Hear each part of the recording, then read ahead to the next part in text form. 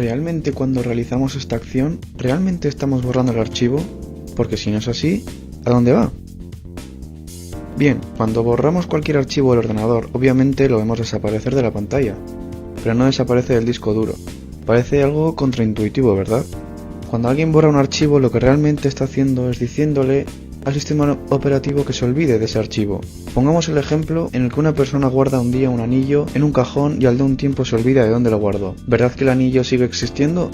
El problema es que no sabes dónde está. Lo mismo pasa en el ordenador.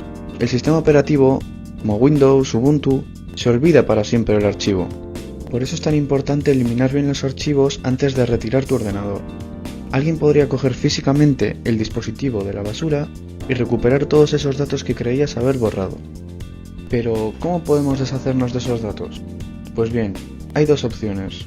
Una opción sencilla, que es la de enviar el dispositivo a una empresa especializada de eliminación de datos, aunque esta opción puede resultar cara.